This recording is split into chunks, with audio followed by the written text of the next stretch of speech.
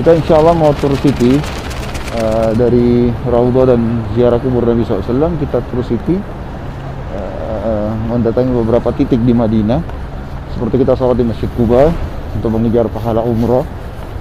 Karena kata Nabi SAW, siapa yang berduduk di rumahnya kemudian dia datangi Quba, lalu dia sholat, maka pahalanya sama dengan pahala umrah. Kita juga akan mendatangi insya Allah lokasi perang Uhud. Cuma memang dalam masa pandemi ini dilarang untuk tur city seperti umumnya biasa sebelum pandemi, menggunakan bus khusus. Oleh karena itu kita sekarang insya Allah akan menggunakan bus pariwisata yang busnya dua lantai dan kapnya terbuka, sebagaimana nanti insya Allah akan kelihatan. Assalamualaikum warahmatullahi wabarakatuh. Alhamdulillah, wassalatu wassalamu ala rasulillah.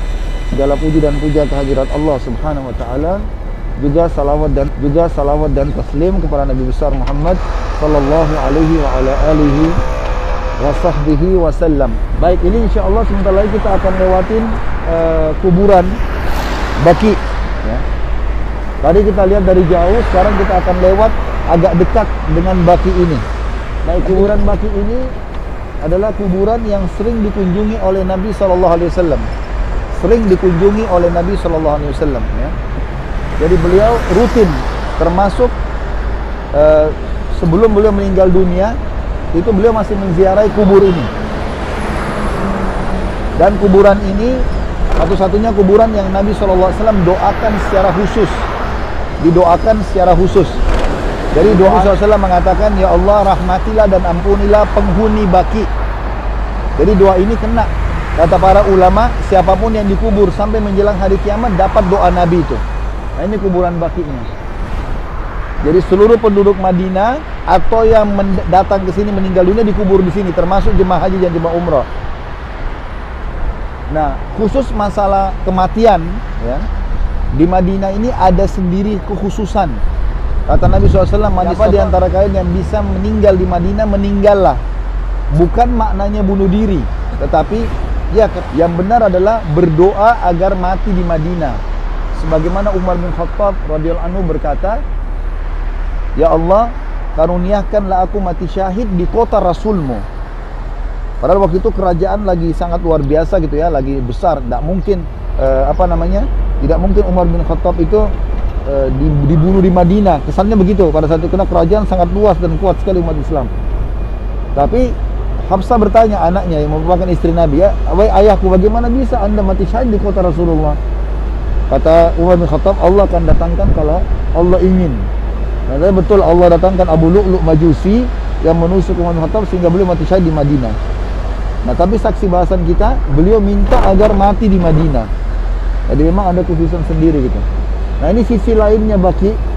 Kalau kita tinggal di belakang masjid, ini bagian depan masjid ini sekarang. Ini hotel-hotel semua ini bagian depan masjid, lawan arah kita. Kita di belakang masjid, ini depan masjid semuanya. Ini arah kiblat kita.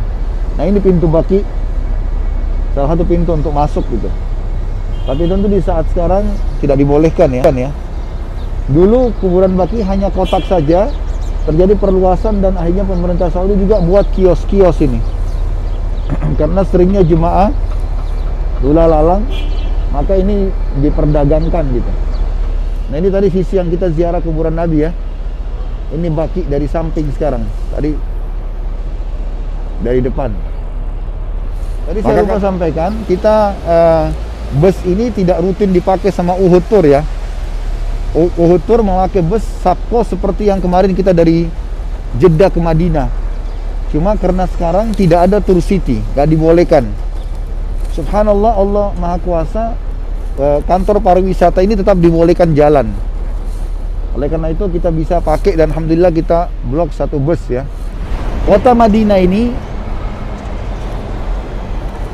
terdapat dua masjid yang mulia.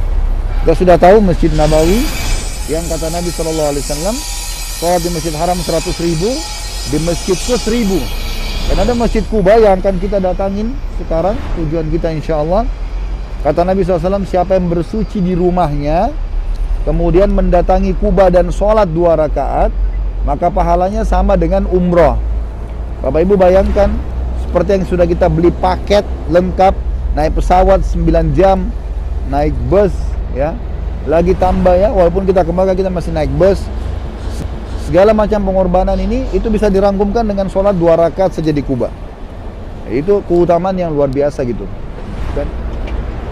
Kemudian Nabi SAW sering mendatangi Masjid Kuba karena Allah Subhanahu wa taala menyebutkan dalam Al-Qur'an, A'udzu billahi minasyaitonir rajim, la masjidun ussisa 'ala taqwa min awwal yawmin ahaqqu an taquma fihi rijalun yuhibbuna an yatatahharu. Yang artinya masjid yang pertama kali dibangun di atas ketakwaan, maksudnya Masjid Kuba, karena memang dibangun oleh Nabi SAW dan juga diikuti oleh orang-orang beriman yang membangunnya. Itu lebih layak kau sholat di dalamnya, hai Muhammad. Di sekitarnya ada orang-orang yang suka sekali bersuci. Sebagian ahli tafsir memaknakan ayat ini mengatakan, penduduk Kuba kalau bersuci menggabungkan 2 hal.